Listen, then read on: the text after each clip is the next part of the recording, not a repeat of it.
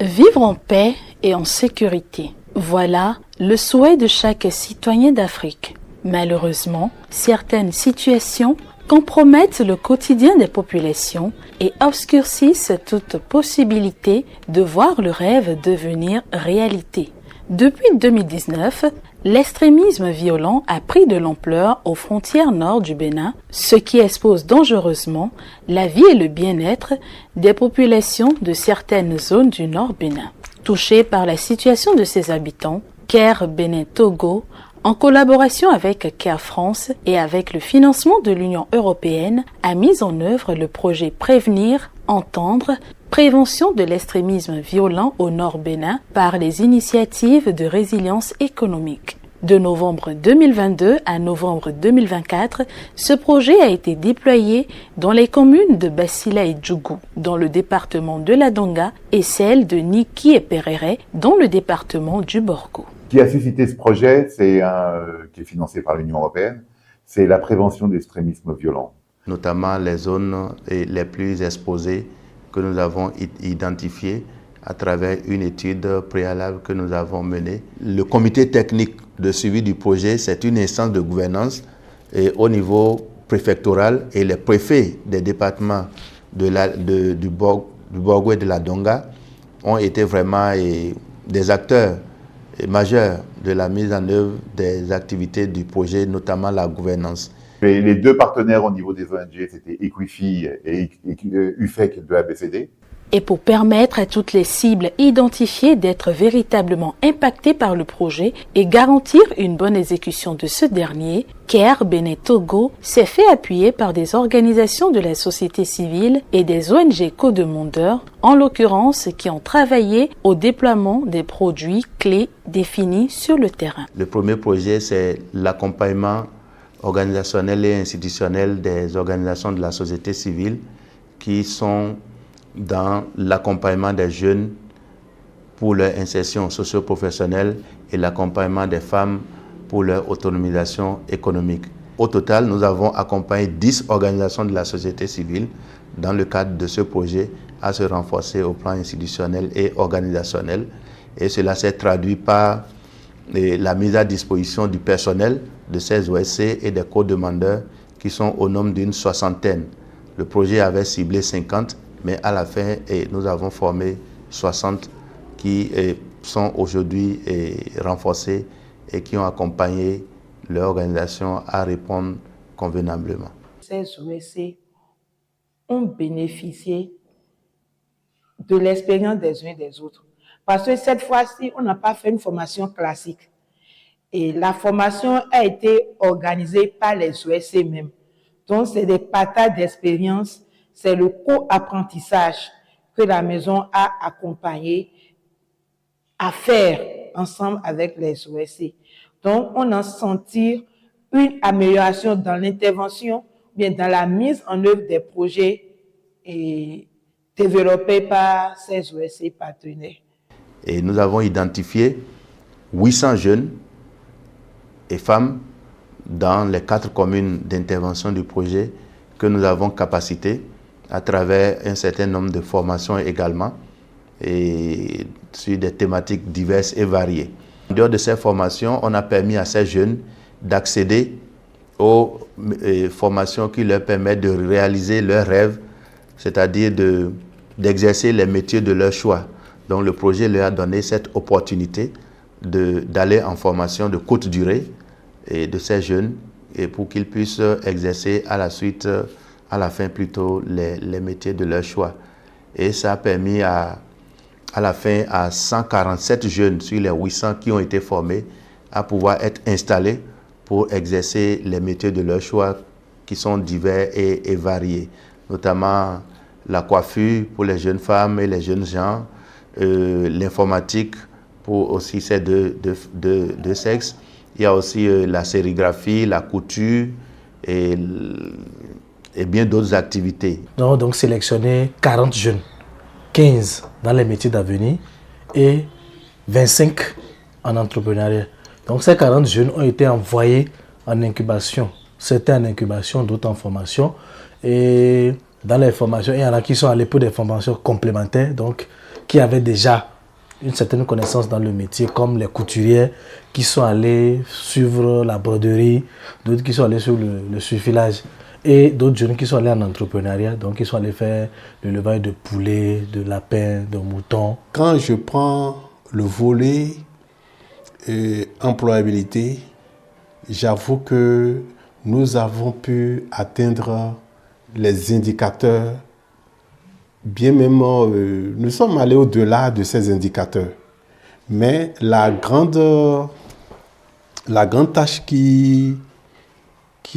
auquel nous avons été confrontés, c'est surtout la grande masse de jeunes en quête d'emploi et qui vivent dans la précarité et qui sont véritablement des cibles exposées. J'étais là, je cherchais travail là depuis, parce que ma grand-mère et mon grand-père n'ont pas de moyens pour m'aider.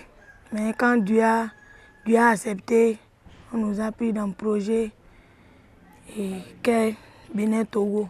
Et c'est comme ça qu'on a suivi formation. J'ai fait mes 3 mois, j'ai fini. On nous a donné aussi des kits pour le travail. Fondamentalement, en termes de succès, ce projet nous a permis, primo, de mettre en réseau ces jeunes-là, parce qu'ils ne se connaissaient pas forcément, il n'y avait pas un lien entre eux. Donc nous leur avons permis de faire davantage connaissance, de développer des compétences en matière d'estime de soi, de confiance en soi, et donc pour être de véritables personnes qui n'abandonnent pas aux premières difficultés. Tous ces jeunes que nous avons accompagnés ont pu bénéficier aussi des kits d'installation. Et on a eu le temps de suivre certains bénéficiaires déjà installés et qui commencent déjà par jouir des fruits du travail. Quelques bénéficiaires du projet ont témoigné. Le projet a beaucoup changé dans ma vie. C'est parce que avant, je ne peux pas élever une seule poulet. Mais maintenant, si je trouve au moins 10, si au moins de 3 mois, je peux trouver ça au moins 20 comme ça. Après la formation, ils nous ont donné les tondeuses et quand j'ai commencé par coiffer là, j'ai commencé par avoir un peu d'argent et c'est avec ça que je fais le petit déjeuner tous les matins et je paye les vêtements. Avant, c'est ma grand-mère qui me donnait. Mais maintenant, mon travail là, comme je fais ça, je peux sortir le matin et donner ma grand-mère un peu. Donc je remercie Dieu. Même comment je fais, je ne veux pas sortir une journée sans trouver 200 et manger. Parce que quelqu'un peut t'appeler de venir arranger les ongles. Tu vas trouver 200 là-bas, 500. Donc ça m'appartient de manger aussi, d'occuper de ma famille. Ce projet nous a beaucoup aidés et il nous a fait des cadeaux. Il m'a donné des panneaux solaires, des bactéries, des meules. Donc, cela m'a permis pour que mon travail évolue. Donc, ce que je faisais dans 1 heure de temps, maintenant je peux le faire dans quelques minutes. Donc je remercie ce projet. Et maintenant, actuellement, sur mon travail, quand j'ai commencé, avec l'aide de ce projet, j'ai pu acheter une moto.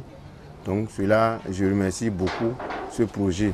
Le projet Prévenir n'a pas impacté que les jeunes, il a également changé la vie et les conditions de travail de plusieurs femmes à travers la mise en œuvre du produit 3.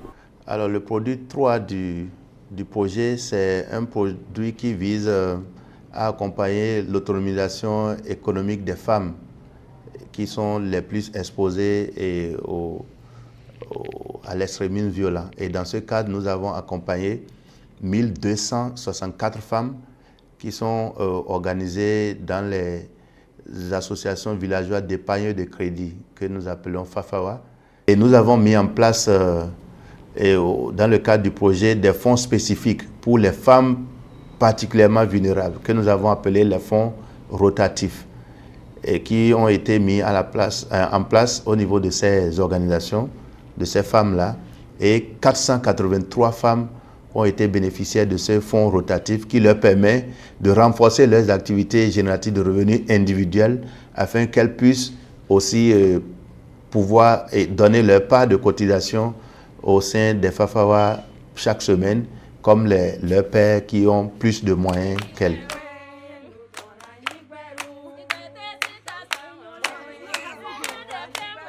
Bénin Togo et Kifi Afidev nous a formés aussi comment trouver du beurre de qualité. Elles ont pris ici les femmes pour aller à Nassi pour les former. Je remercie beaucoup, on nous a appuyés beaucoup, on nous a donné les marmites, les machines. Je les remercie beaucoup, nous sommes très contents. Avant, lorsque nous on épargnait l'intérêt, nous on déposait ça de côté jusqu'à la fin de l'année. Mais avec la formation de Kouakari, on a appris que quand l'intérêt est beaucoup, on prend ça et on fait encore un autre prêt pour que ça puisse encore amener un autre intérêt à la base. Et après ça, comment vivre ensemble, la cohésion, en famille, comment rester. Grâce au projet, vraiment, on est vraiment contente. On dormait, maintenant on est éveillés. Ça a aidé beaucoup les femmes qui n'avaient pas capital pour commencer les commerces. Ça nous a aidé beaucoup. Maintenant, les femmes sont à l'aise dans leur foyer. Avec les maris, il n'y a plus de problèmes. À l'heure du bilan, les acteurs se réjouissent d'avoir pu réaliser l'ensemble des activités planifiées. Mais au-delà des succès enregistrés, il reste encore à faire. C'est vrai que nous avons identifié, on a ciblé plus de 800 jeunes et on n'a pu installer que moins de 150. Donc c'est l'insuffisance de l'enveloppe financière qui ne nous a pas permis de satisfaire les besoins. Donc le besoin est là. Les ressources allouées au présent projet sont des ressources strictement limitées. C'est vraiment limité et ça ne permet pas alors à terme de satisfaire tous les objectifs à lui assignés, c'est-à-dire impacter véritablement tous les jeunes ciblés.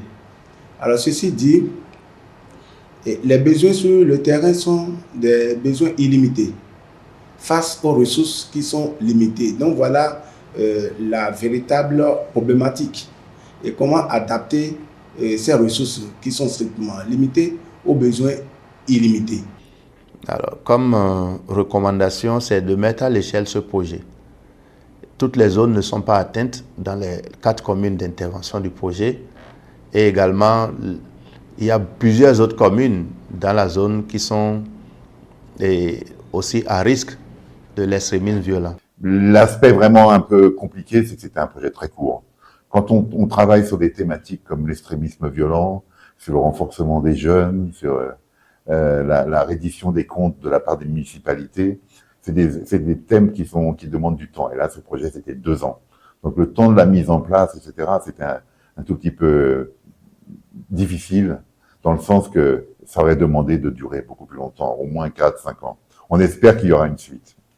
Les perspectives, c'est de continuer ces axes, et on les continue. Ça s'appelle pas forcément la lutte contre l'extrémisme violent, mais on a beaucoup de projets qui travaillent sur l'éducation, la santé, le maintien des filles à l'école, la lutte contre la violence basée sur le genre, etc. Donc, on a d'autres projets, heureusement, dans la zone. On est très présent dans les 4 départements, donc on peut tout à fait, et on continue de travailler à travers d'autres partenaires, d'autres projets, et tout ça contribue aussi, on l'espère, quand on donne de l'emploi à des jeunes, quand on fait des infrastructures sociales, économiques, on lutte quelque part aussi indirectement contre l'extrémisme violent. Donc, la lutte continue, comme on disait au Bénin il y a très longtemps. Grâce à CARE Bénin Togo et ses partenaires, des centaines de jeunes vulnérables, autrefois sans emploi ou exerçant un emploi précaire, sont aujourd'hui plus épanouis et capables de subvenir à leurs besoins élémentaires. 1200 femmes vulnérables, constituées en 60 groupes d'épargne et de crédit dénommés Fafawa, femmes autonomes, filles ambitieuses, sont aujourd'hui heureuses, autonomes et épanouies. Vivement une phase 2 du projet Prévenir.